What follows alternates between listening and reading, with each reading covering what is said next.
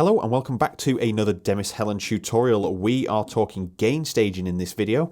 It's been creeping up in the inbox time after time, and it's a very important topic to understand. Yet gain staging is really simple.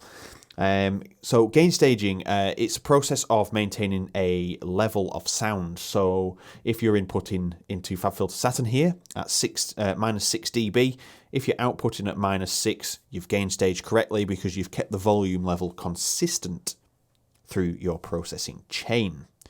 If you don't gain stage and you just let that FabFilter Saturn output say plus 6 dB, you're at 0 dB already, because your level going in was minus 6. So you've just instantly eaten your headroom for that particular sound. And also headroom. Headroom is one to understand, and probably the best way to explain it is your mix needs to be able to breathe.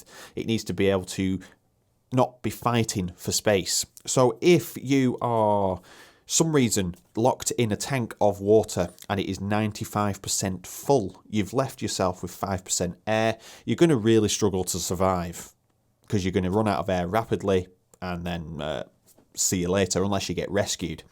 If you're in a container full of water but it's only 40% water and you've got 60% air, you've got more time to figure it out. You're not going to lose air as quick. Why you're in a box full of water, I don't know, but it's a good analogy to understand how to give your mix breathing room. So hopefully you escape that water container.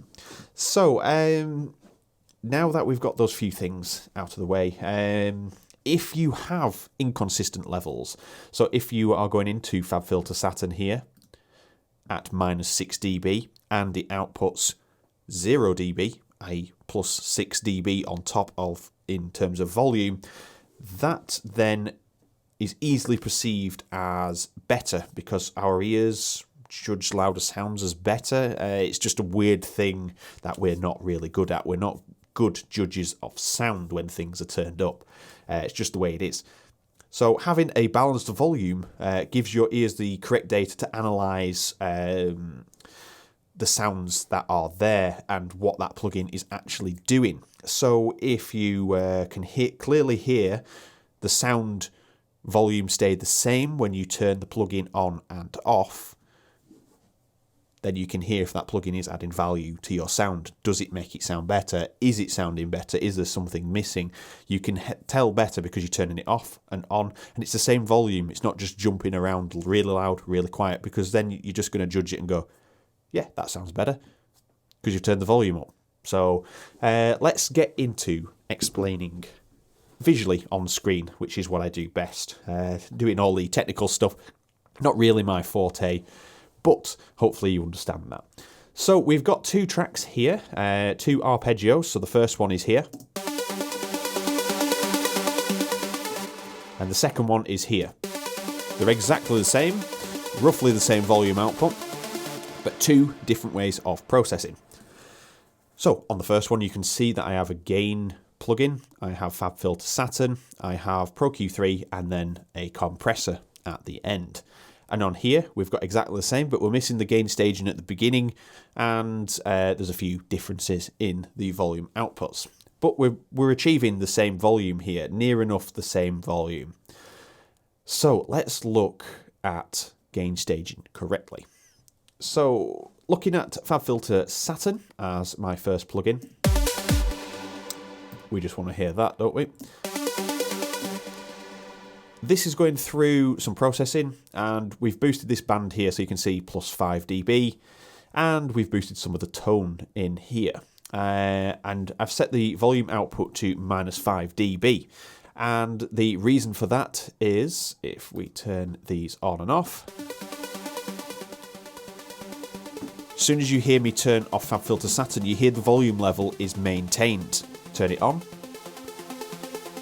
Now, you perceive it as a bit louder, but if you actually look on the output here, we're achieving 18.7, and you don't have to do this as an exact science. As you can see, there is a few peak jumps, but the volume is roughly the same.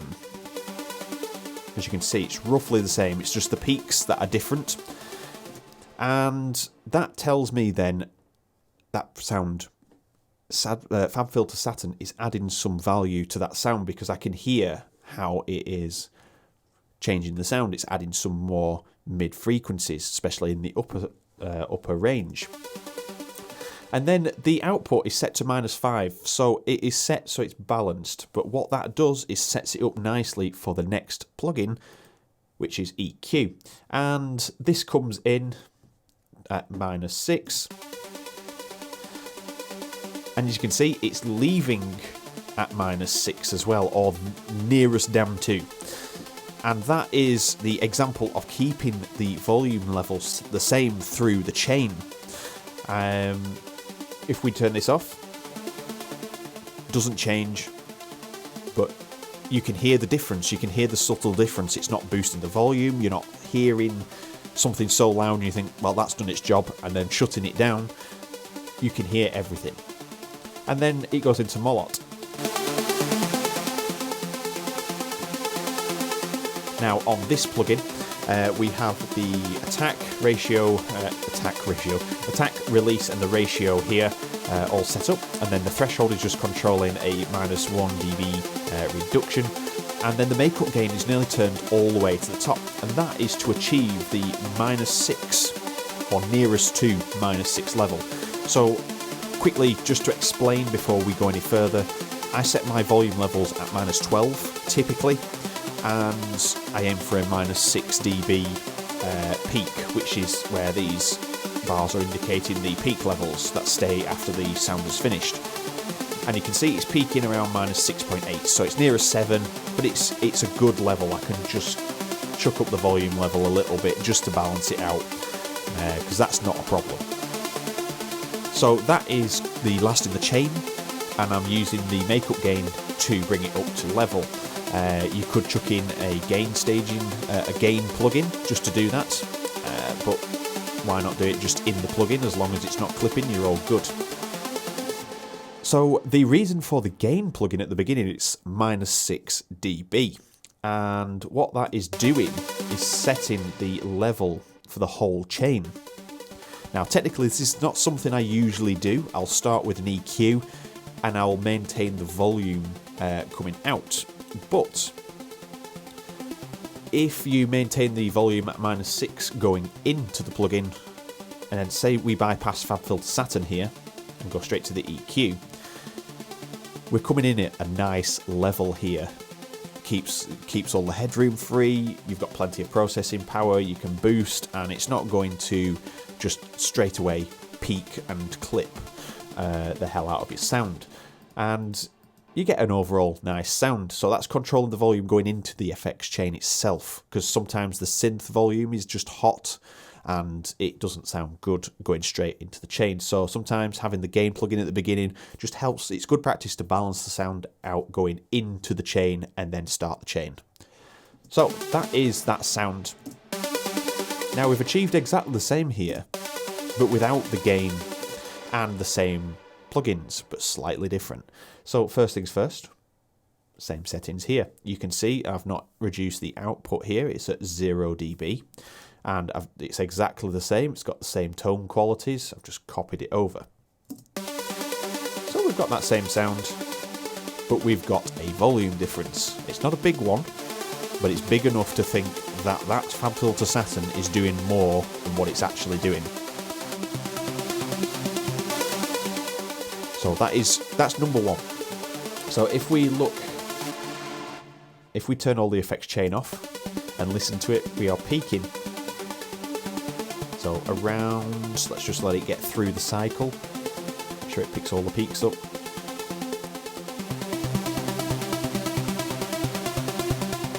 Okay, so it's peaking around -10, we'll say, 9.5 to 10. As soon as we put FabFilter Saturn on, let's just let it do its cycle. It's increasing the volume, but it's not quite peaking as high still, but it's starting to drop it a little bit. And we've increased the volume. So then when we go into Pro Q3, this is where we notice the issue. As you can see on the right hand side, I didn't want to do that. As you can see on the right hand side, we've clipped. and we're clipping at plus 0.6 dB, 1.1 dB, and that's probably going to creep a little bit higher. So we're clipping already, and we've only come into the plugin, so the input volume to this plugin is too hot, far too hot. There is no headroom, there's nothing to play with there, so as soon as you start boosting, you're buggered. So your sound comes out, and I've done no reduction down here of the volume. Then I've gone to Molot, applied some compression, and as you can hear, it is far, far stronger. So I have to turn this down to -1. And we're averaging -8.6. So let's turn the volume up, and you can see the limiter is already picking up hot volume. So turn the limiter up just to limit it, but it's picking it up at 0. Which means the signal is very hot coming in. And let's just get this valve, so -7, let's just boost this to nearer to 6. Alright, that's damn nearest we can get it. And we've achieved the same sound. So let's listen to this one.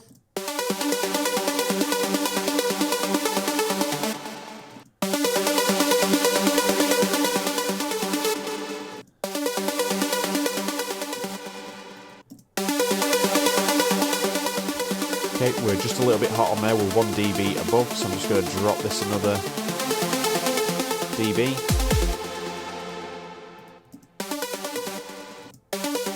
Okay, so we've got the same result, or so we think, but what we've done is we've heated up that signal on the second one that we've just worked on to the point where it's so hot going into the first plugin, the second one doesn't stand a chance, and then you're trying to balance it out with the final plugin, and it sounds good.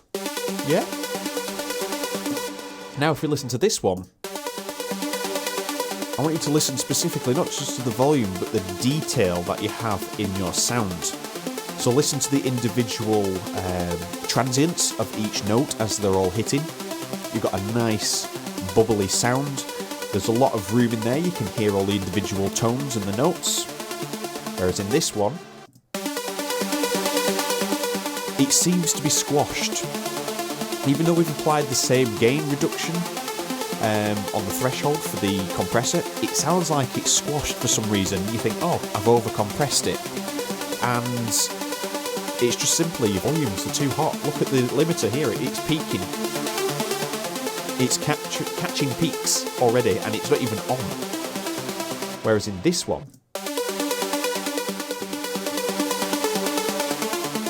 we have to turn it all the way up to start catching some peaks. So you can see the difference in volume, how it's going in, and this is why gain staging is so important in terms of getting your sound balanced. Whereas this one sounds a bit more squashed. Still sounds good, achievable sound, but the difference between that and a proper gain stage, you've got so much headroom still left in there, and it's had headroom to work with through each plugin, and it makes it sound clean. And that is the biggest thing. It makes it sound professional. Much more professional.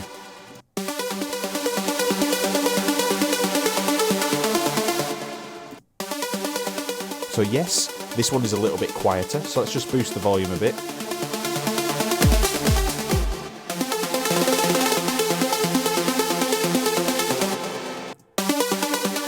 There is a lot more detail in that sound. A lot more. But we're not going to boost the volume there. We're just going to leave that at -12. That might have been the reason. I might have knocked that. I didn't see that was knocked.